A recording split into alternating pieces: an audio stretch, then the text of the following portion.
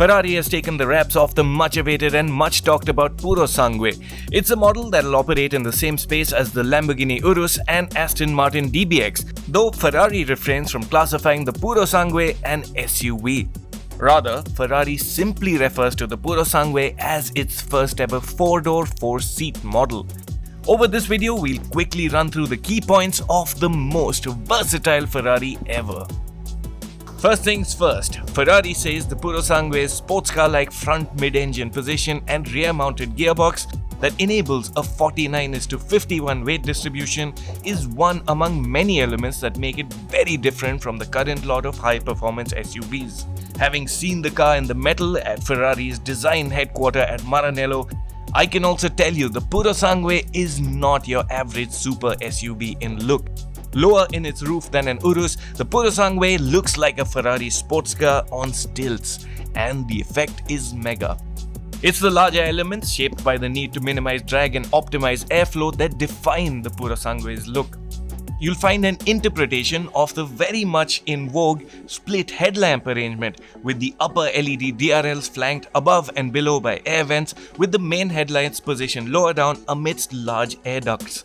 An aero bridge at the bonnet edges, like those seen on the F12 Berlinetta, are a key part of the aero package as well.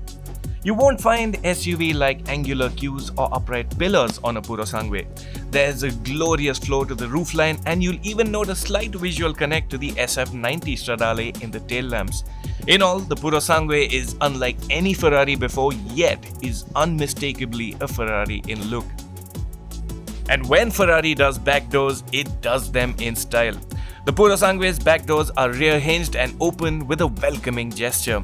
The fully powered rear doors open to 73 degrees, allowing the easiest access to Ferrari's back seats to date.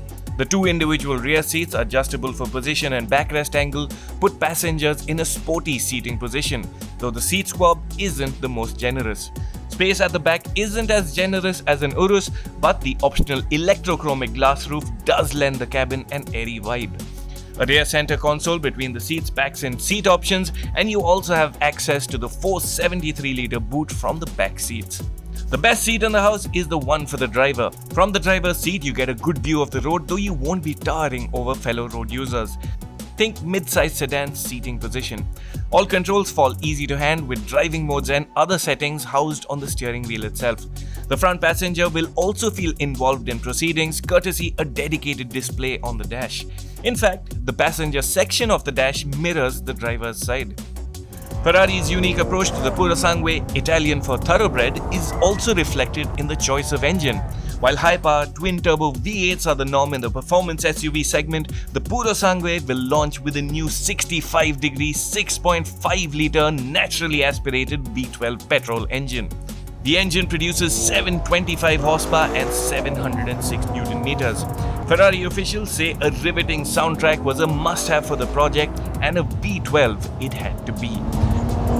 The direct injection V12 has been tuned to deliver 80% of its peak torque from 2100 RPM, though the characteristic crescendo-like top end, complete with a manic 8250 RPM redline, has been maintained. Engine power is channeled to all four wheels via a 2-speed front power transmission unit and an 8-speed dual-clutch transmission at the rear axle. The Purosangue tips the scales at 2033 kgs, making it the heaviest Ferrari of all time. However, performance is at par with its low-slung brethren. Headline numbers are a 0 to 100 kph time of 3.3 seconds, a 0 to 200 kph time of 10.6 seconds, and a top speed in excess of 310 km an hour. Standard fit carbon ceramic brakes deliver the requisite eyeball-popping braking performance. Ferrari insiders say the single most important technological innovation that made the Purosangue possible was its active suspension. In brief, 48-volt motor actuators at each of the wheels provide precision control of high-frequency movements, maximizing road grip and body control. Of note and of particular interest to Indian buyers is ground clearance.